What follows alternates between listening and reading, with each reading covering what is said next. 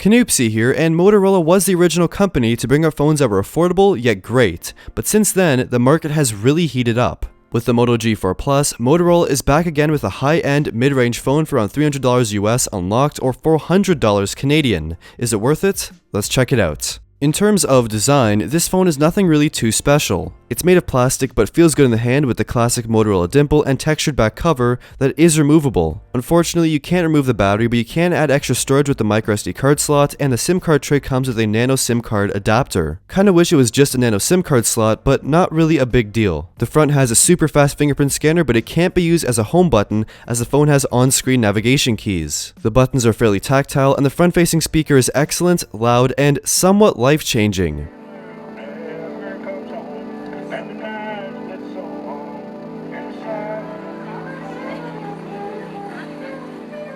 A negative though is that Motorola actually ditched the water resistance from the G3, claiming it wasn't a feature that people wanted, unfortunately. To summarize the design, it's nice and feels solid, but nothing really different or amazing.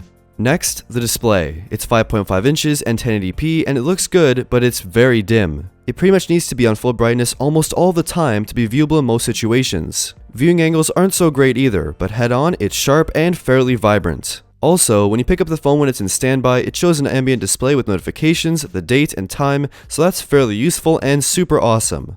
Now, under the hood, this model has the octa-core Snapdragon 617 processor, Adreno 405 GPU, 2GB of RAM, and 32GB of storage. Although, you can get versions with 3GB or 4GB of RAM and 64GB of storage. There's also no NFC to be found on this phone, so you lose out on contactless payments and a whole bunch of other awesome features. So more or less, sort of mid-range specifications, but the phone performs extremely well. Opening and closing apps is insanely quick, multitasking shows no lag, and gaming is fast and fluid, but not as smooth as something like the Galaxy S7. Basically, this phone performs quite a lot like a flagship phone currently, but may get slower in the future, but as of now, it's very, very quick. This speed may also be due to the very simple software. It runs basically stock Android 6.0.1 with few software tweaks like motion gestures, chop to activate the flashlight, and twist to activate the camera. Besides those really useful additions, it feels like a Nexus. However, don't expect the super fast Nexus updates. For battery life, you can easily get about a day and a half of usage or more with the 3000 mAh battery. And charging it is very fast too with the included turbo power wall charger that gives very fast charging at lower levels and slows down at higher battery levels. And it takes a little under an hour and a half to charge this phone from 0 to 100. Unfortunately, it charges through micro USB instead of USB-C, which almost all phones are starting to come with these days, so kind of a step back. And lastly, the cameras. The G4 Plus has a 5-megapixel wide-angle selfie camera that takes some pretty decent selfies. The rear camera is 16 megapixels with an f2.0 aperture, laser autofocus, and phase detect autofocus, and it takes some good shots overall and is quick to take them.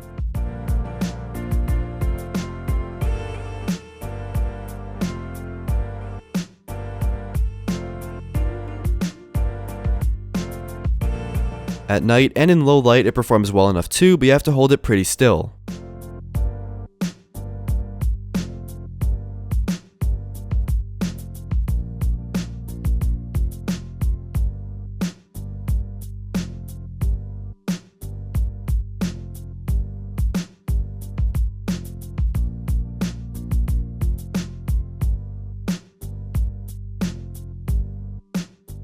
Video recording is unfortunately only 1080p and isn't the best, but has great stabilization.